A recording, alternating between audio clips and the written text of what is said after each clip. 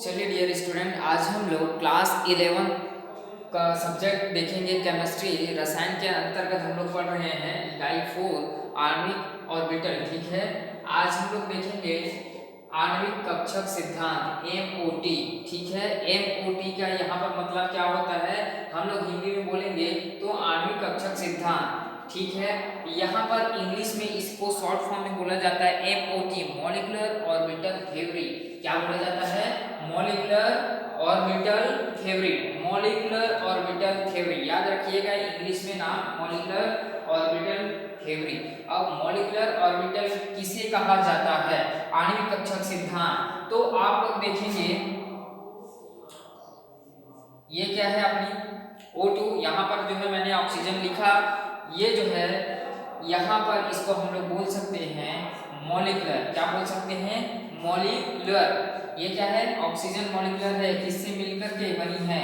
एक एक ऑक्सीजन यहाँ पर है, एक एक ऑक्सीजन मिलकर के यहाँ पर जो है O2 का फॉर्मेशन करती है। तो ये जो है O यहाँ पर क्या है दर्शाती है? मॉलिक्यूलर को दर्शाती है, और ये जो है मॉलिक्यूलर को दर्शाती है। और यहाँ पर जो है एक O और एक O है, ये जो है ऑर्बिटल को दर्शाती है। एटॉमिक है, ये क्या है? एटम्स है। ये क्या है? एक एक एटम से मिल करके मॉलिक्यूलर का फॉर्मेशन करती है। इतना सभी याद रखेंगे, बेसिक से चीजें हैं। और यहाँ पर जो है आणविक कक्षक सिद्धांत MOT, मॉलिक्यूलर ऑर्बिटल थ्योरी को किसने दिया है? यहाँ पर याद रखो, मूलिकन द्वारा जो है 1932 में जो है किसको दिया गया है? आणविक कक्षक सिद्धांत को दिया गया है। ठीक है, कौन दिया है? मूलिकन द्वारा 1932 में आणविक कक्षक सिद्धांत दिया गया, जो परमाणु कक्षकों के अति व्यापन पर आधारित होता है। ठीक है, आणविक कक्षक सिद्धांत के अनुसार परमाणु कक्षकों का अति व्यापन से आणविक कक्षकों का निर्माण होता है तथा परमाणु कक्षक अपनी पहचान खो देता है, जबकि संयोजकता बंध सिद्धांत में बंध बनाने के पश्चात परमाणु अपनी पहचान बनाए रखते हैं। चलिए आज हम बात करते हैं, आप लोग जो है परमाणु कक्षकों के रैखिक संयोग यानी कि आणविक कक्षकों का निर्माण कैसे करते हैं, आणविक कक्षकों का निर्माण किस प्रकार से होती है, उसकी बारे में हम लोग बात करें। तो ऑक्सीजन का जो है एटॉमिक नंबर कितनी होती है? ऑक्सीजन का 8। कितनी होती है? 8 इसका एटॉमिक नंबर है ऑक्सीजन का। O2 का कितना है एटॉमिक नंबर? यहाँ पर देख सकते हैं, ऑक्सीजन जो है मिलकर के बनी हुई है। ऑक्सीजन O2 जो है 8 इसका एटॉमिक नंबर है। अब इसका हम लोग क्या करेंगे? इलेक्ट्रॉनिक विन्यास करेंगे। तो फर्स्ट S2 2S2 2P4 कितना हुआ? 4 6 8। ठीक है, अब हम इसका इलेक्ट्रॉनिक विन्यास करते हैं तो हम देखते हैं कि जो है फर्स्ट S मतलब एक S में कितनी कॉलम्स रहती हैं? एक डिब्बा रहती है, और S में एक डिब्बा रहती है, लेकिन P में कितने डिब्बा रहती हैं? ठीक 3। कौन कौन सी? यहाँ पर याद रखिए 2P X X P Y P Z। कौन सी 3 कक्षक है? X Y Z। ठीक है, उसी प्रकार इसमें एक एक जो है दो इलेक्ट्रॉन इसमें आ सकती है। उसी प्रकार 2 4 6 इलेक्ट्रॉन जो है P कक्षक में आ सकते हैं। इतना सभी को मालूम है। ठीक है, आज हम लोग देखेंगे MOT का निर्माण कैसे हुआ। ठीक है, अब बनाने के लिए समझते हैं किस प्रकार से जो है बना पाएंगे आणविक कक्षकों का निर्माण। तो इसी क्रम में हम लोग देखेंगे फर्स्ट S2 2S2 2P4।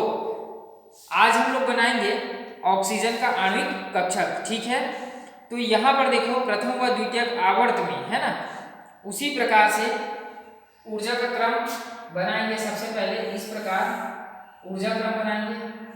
ये है ऊर्जा क्रम है। ये क्या दर्शाती है? ऊर्जा क्रम नीचे से ऊपर की ओर का क्रम जो है उसको दर्शाती है, नीचे से ऊपर की क्रम को शो करती है ना। अब जो है हम लोग नीचे से ऊपर में जाएंगे तो यहाँ पर देखो नीचे से ऊपर मतलब हम लोग फर्स्ट S2 2S2 2P 4 तरफ जाएंगे। ठीक है, चलिए देखते हैं।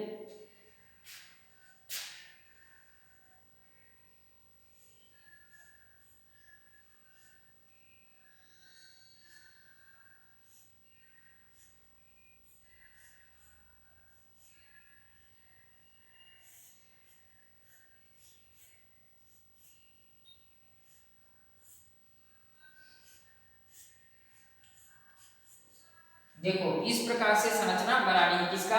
अभी हम लोग बनाए हैं फर्स्ट एस का। किसका बनाए हैं हम लोग अभी? First S. ठीक है, फर्स्ट एस का बनाए हैं। यहां से हम लोग नीचे से ऊपर की क्रम में जाएंगे। ठीक है, चलिए लिखते हैं फर्स्ट एस। अब उसके बाद देखो यहाँ पर 2s दिखाई दे रही है। अब जो है आगे हम लोग 2s का क्रम करते हैं। कितनी कॉलम रहती है आप देख सकते हैं, एक सिंगल कॉलम रहती है ना।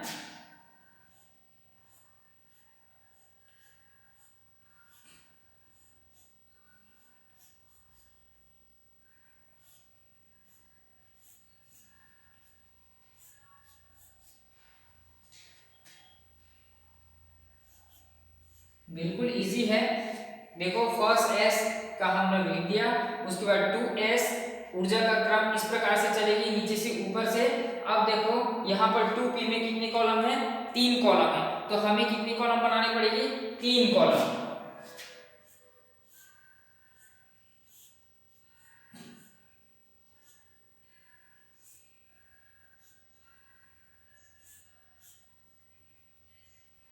तीन कॉलम बनाएंगे, लेकिन यहाँ पर जो इलेक्ट्रॉन भरेंगे तो कितने इलेक्ट्रॉन्स आएंगे यहाँ पर? 1 और 2, फिर इसमें 1 और 2 4 हो गए। अब इसमें क्या है? 4 इलेक्ट्रॉन इधर भरना है कि नहीं? तो फर्स्ट तीनों में पहले भराएंगे इलेक्ट्रॉन, 3 इलेक्ट्रॉन हो गए और ये 4। ठीक है, तो उसी क्रम में हम लोग अरेंज कैसे करेंगे? यहाँ पर जो है 2 कॉलम नीचे में रखेंगे। इस प्रकार से 2 कॉलम बना लीजिएगा नीचे में। उसके बाद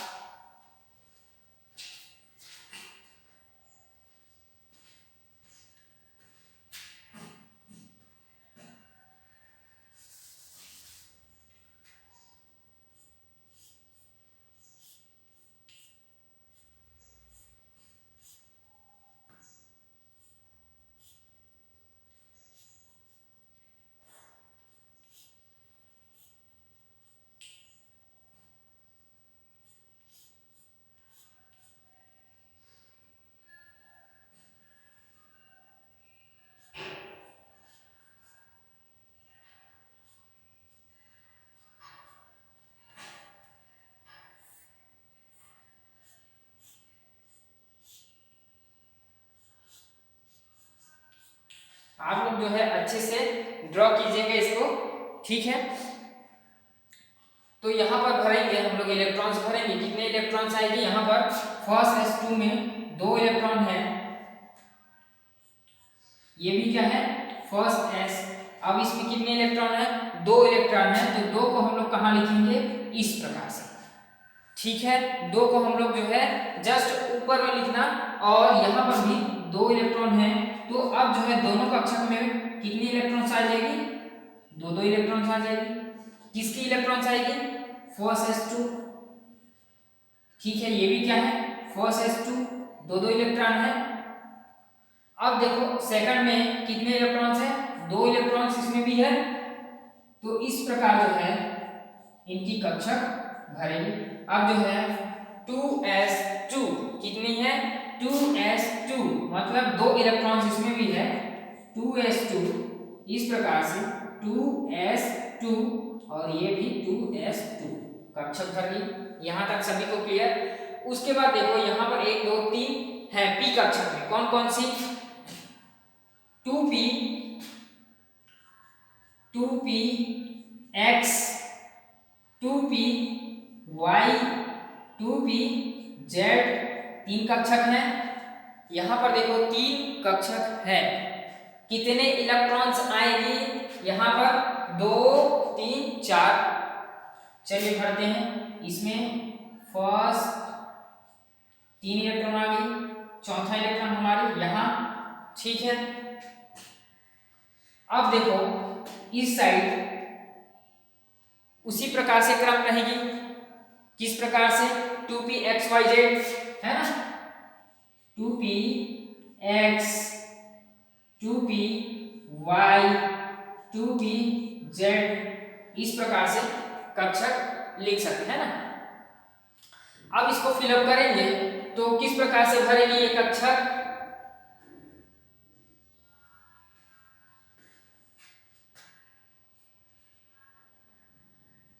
देखो यहाँ पर जो है वुंड का नियम के अनुसार यहाँ पर हमने क्या लिखा है, पहले एक एक कक्षक में एक एक इलेक्ट्रॉन को भरे हैं, उसके बाद हमने क्या किया है क्लॉकवाइज भरा है, उसी प्रकार यहाँ पर एंटी क्लॉकवाइज दोनों में रहेगी। याद रखना वुंड के नियम के अनुसार जो है एंटी क्लॉकवाइज यहाँ लिखेंगे। अब इलेक्ट्रॉन्स को भरते हैं तो कितने इलेक्ट्रॉन्स होंगे, 2 4 6 8 10 12 13 14 15 16 और 17 18, ठीक है। यहां पर जो है इलेक्ट्रॉन फिलअप होगा, क्लियर। तो इसको भी कक्षक का नाम दे देते हैं, यहाँ 3 कक्षक दिए हैं तो इसको 2px 2py 2pz, उसी प्रकार इसको भी दे सकते हैं 2px 2py और ये 2pz। यहाँ तक जो है आज हम लोग पढ़ रहे हैं ना मॉलिक्यूलर ऑर्बिटल थ्योरी, किस प्रकार से जो है ऊर्जा का क्रम भरा जाता है, किस प्रकार जो है आणविक कक्षक सिद्धांत का निर्माण हुआ है। हम लोग जो है आज देख रहे हैं ऑक्सीजन की इलेक्ट्रॉनिक विन्यास को किस क्रम में हम लोग फिलअप कर रहे हैं, ठीक है। यहाँ पर 3 चीजें आती है, कौन कौन सी, फर्स्ट आती है बॉन्डिंग, फर्स्ट है बॉन्डिंग मॉलिक्यूलर ऑर्बिटल, ठीक है, बॉन्डिंग मॉलिक्यूलर ऑर्बिटल। दूसरा होता है एंटी बॉन्डिंग मॉलिक्यूलर ऑर्बिटल, ठीक है। एक और होती है नॉन बॉन्डिंग मॉलिक्यूलर ऑर्बिटल।